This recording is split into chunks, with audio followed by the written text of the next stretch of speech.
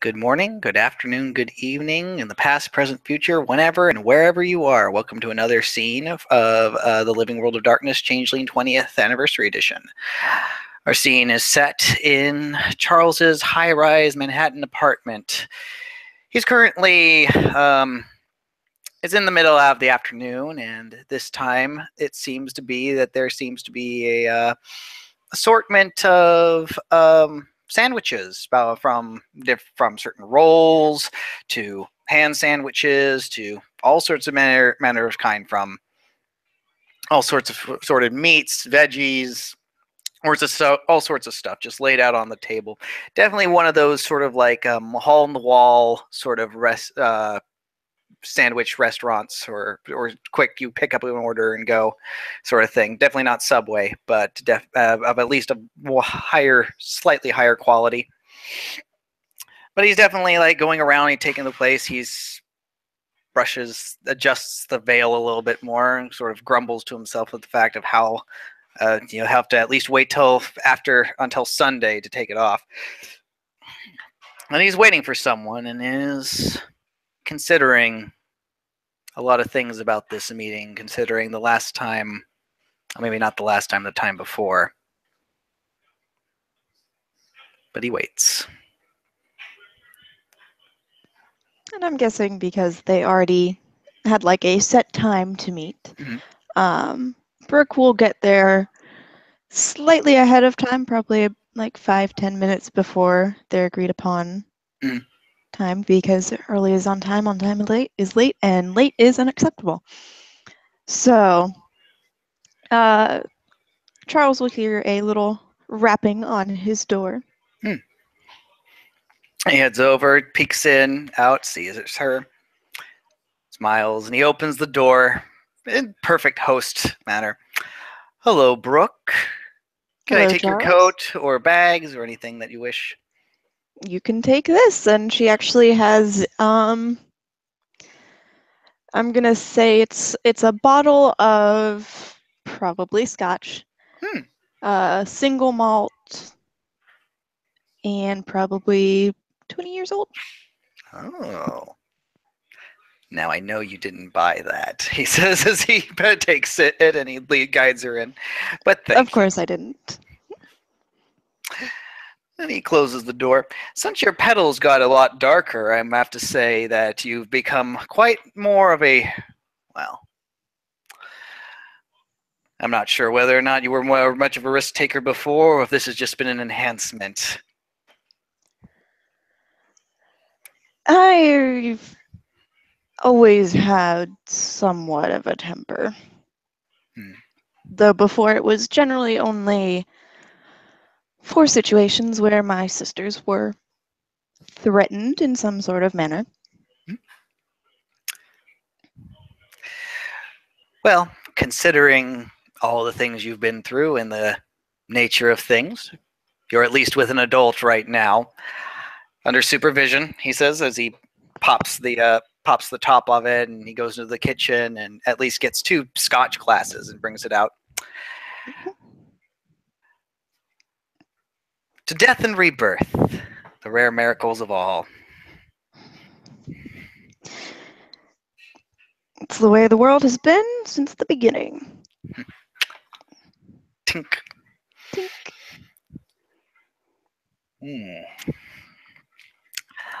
I'll be honest, I don't know what type of sandwiches you like, so I got an assortment of them. Always the prepared one, I see. I recently learned about something called food allergies. So the fact I give variety has always been, at the very least, I was unintentionally safe in that far. Yeah, those can be very dangerous. Luckily, I don't think I have any. That's good. Although if you are questioning whether you do or not, I'm sure there are tests that you can have taken. Oh, I'm sure there are tests. I mean, they can test those things for people in the police department or after death to determine whether or not there was an accident or Actually, we had someone who was murdered through their peanut allergy. That was a fun case to figure out. That's kind of surprising, but also not at the same time. Make it look like an accident. They didn't happen to have their EpiPen on them. He just wasn't, the cook was incompetent, or they just weren't checking, or they didn't realize they had peanut oil at the time. But they slipped up. They always do. They never think them completely through. But enough about work.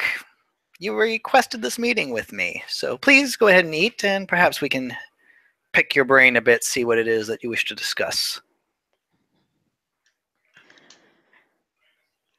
Brooke will kind of sit down on one of...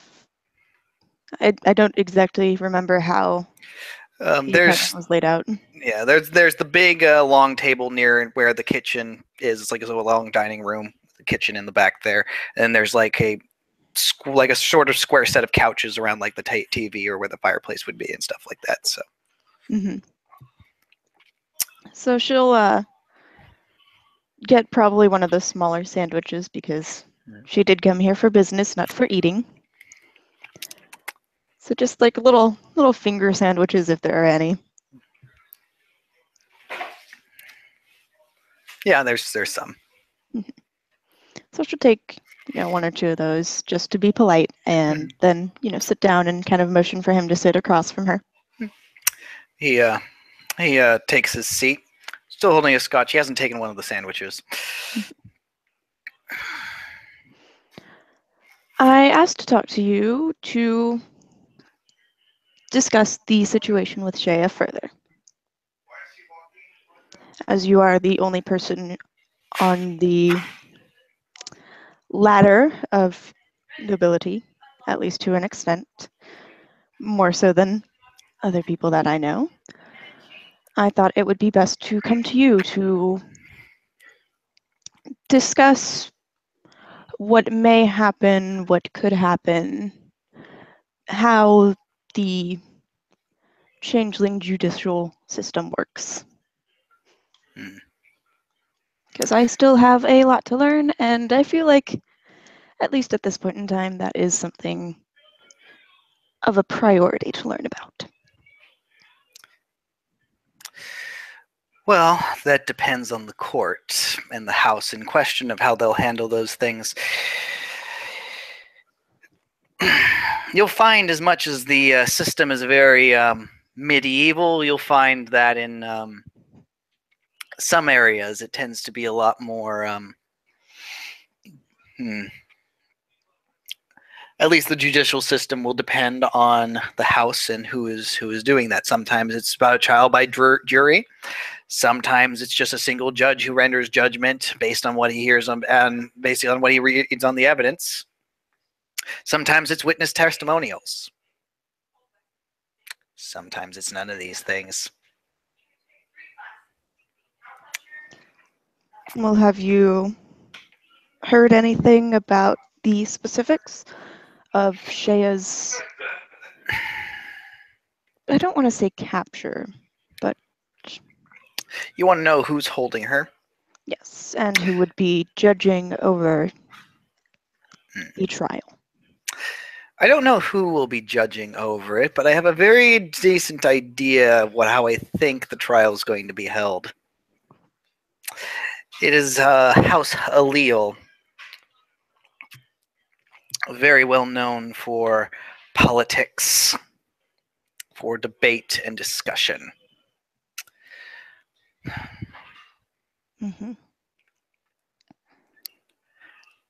More than likely, I'm certain they think they're going to have this in the bag. I'm not 100% sure I understand what you mean by that. Well, if it's going to be, unless she happens to have a very good representative on her side, she's either going to have to talk for herself or have someone else do it for her. And I think we can both agree, I don't think she's going to be able to keep a civil tongue in her head.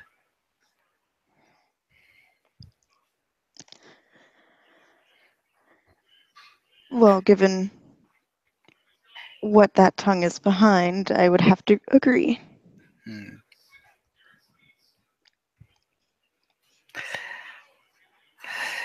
It'll also depend on a few things. I've never been to that particular barony before, and only been here for like maybe 3 weeks, so my knowledge of how they operate that particular court in that particular place is a bit fuzzy. Perhaps I'll look into that a bit more. However, one thing's for certain, one way or another, they're going to give them a chance to plead their case, whether through their own way or another, because they have to. It's what the allele do. Brooke nods. Well, you did say that they like debate. It would be a very one-sided debate if one party was not able to make a case. Indeed. If anything, it would be more of a farce at that point.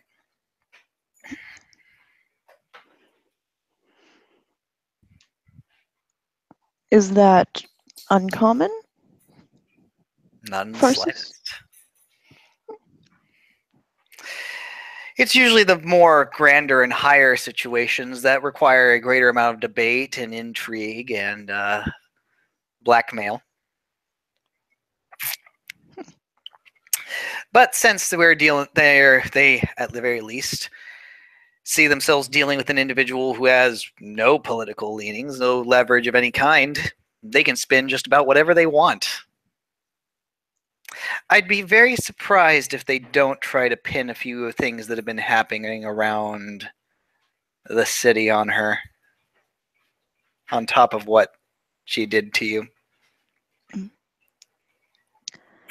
Well, I personally don't agree with blaming someone for actions not of their own. However, if doing that will gain or lead to proper justice, I can see how it could be useful.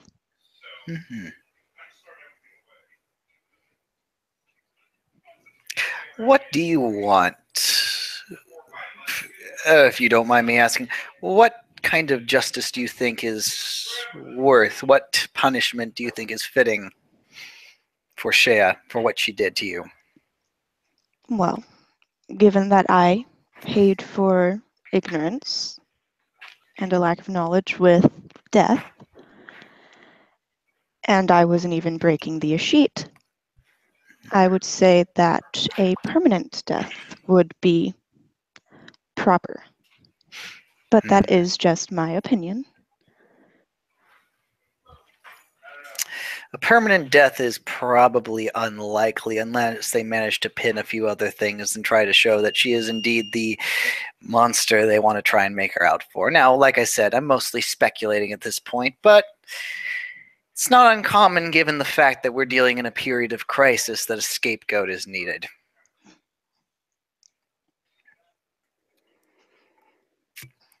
And do you think you may have any, I wouldn't want to say sway, but something similar, some at least acknowledgement in this matter? That really depends.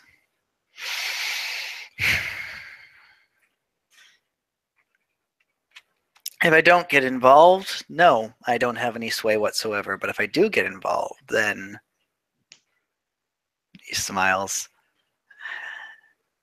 Then I think House Allele would find they're dealing with someone that they're not counting on.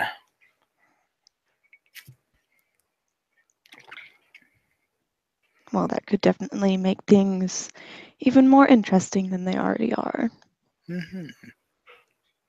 It'd be a nice challenge. And it would also mean that Well, it would greatly depend of whether or not she is actually willing to plead guilty. If she is, then that means the negotiation isn't about guilt, it's about punishment. And then that makes things all the more fun. Mm-hmm.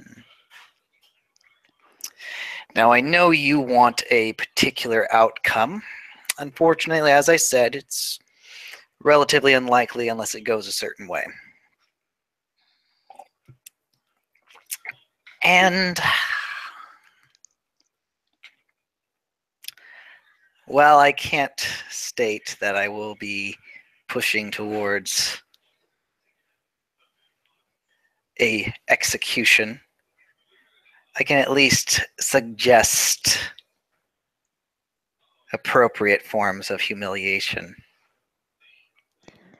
Well, there is or I hope there is the possibility that perhaps Shea's life could be, or could depend, or, be placed upon something of chance. Since my survival is only dumb luck, why not have Shea's life depend on dumb luck? Perhaps, I don't know, a card game might be too simple. There's always Russian roulette. That's always a fun one.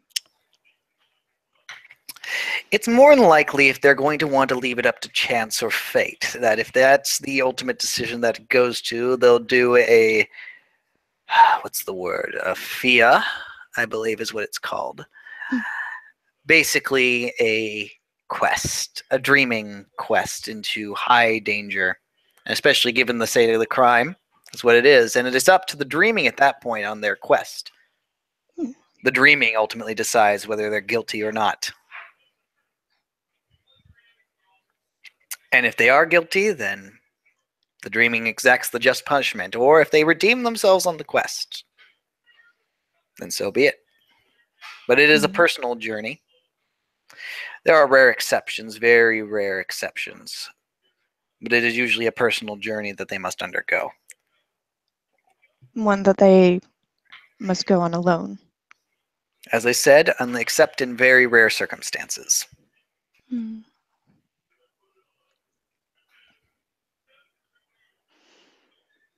That could be quite appealing.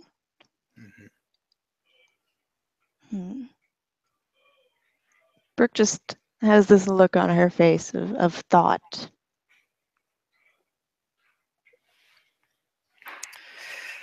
Of course, that all depends if they want to give that kind of an option. Sometimes a more direct example is is felt as needed. Well, given the public nature of Shea's crimes, it could be possible. I have a question. Obviously, what Shea did was a breach and a violation. But what I want to know is, what are your thoughts on those running the Fight Club? They should be punished to an extent. And what extent is that? Perhaps making it mandatory that whatever power they use to prevent death should always be used in every single fight, and perhaps a change in management.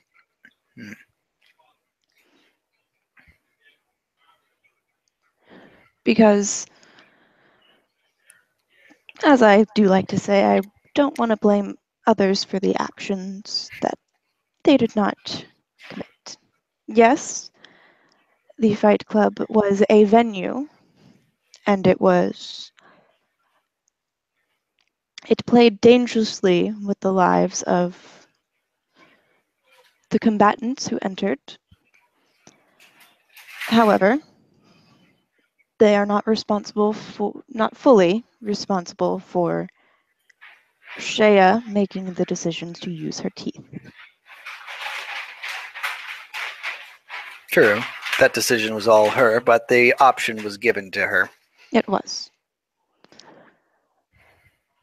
The only individual at Kiss My Shamrock who I believe would be, or should be, exempt of any punishment is the individual who did resurrect me. They did not have to do that, yet they did. They spent their glamour, and they prevented a horrible situation from being worse. The individual who did resurrect you, were they part of the Fight Club management? Do you know? I believe he was a referee of some sort. Interesting.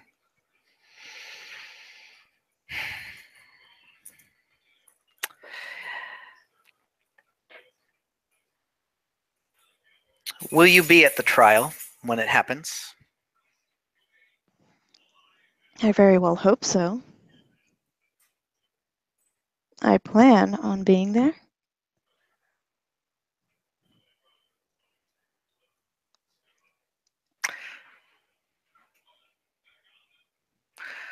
Well, unfortunately, at this point, I don't, unless you have other questions of me, I'm not sure how much more I can answer. There's some thoughts I have to consider. Of course. Would there be a way to have my concerns, my views, my side of the story presented? Perhaps by a more eloquent tongue than mine. You asking me to tell your tale?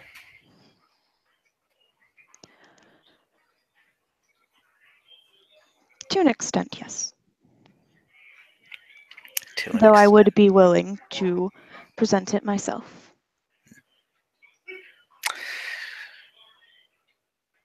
To make sure I am clear on the matter, you would want me to go in some capacity and at least tell your side of the tale. You did say that the Ailil like their debates. And as I said, what is a debate without both sides? Fair enough. I will take it into great consideration. After all, we don't have a trial date, do we? I do not believe so, not at this moment. Then that gives me some time. And I will accept whatever you decide.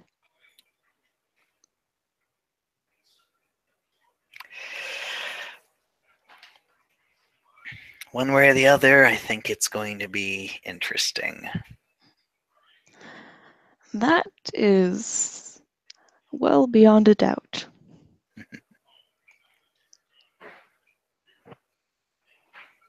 And if Charles looks like he's done speaking, Brooke will set her plate aside. Probably like only nibbled one of the finger sandwiches because she was focused on speaking. And she will kind of not do like a full bow, but a half bow towards Charles. Thank you for your time. My pleasure. I mean, at least walk you out. And she will kind of start walking. He opens the door and guides her out, smiles behind that almost translucent black veil before closing it gently behind her. And before he, closes it fully, she will say, "Goodbye." Goodbye.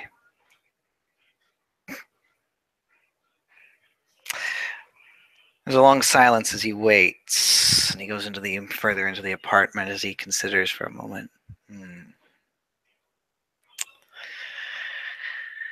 I think we're going to wait on that. I think you're far more useful the way you are right now. And with that, I think we're going to end this scene where it is for the time being. Thank you, players, for playing. Thank you, watchers, for watching. Good night, good morning, good afternoon, wherever and whenever you are. Bye-bye.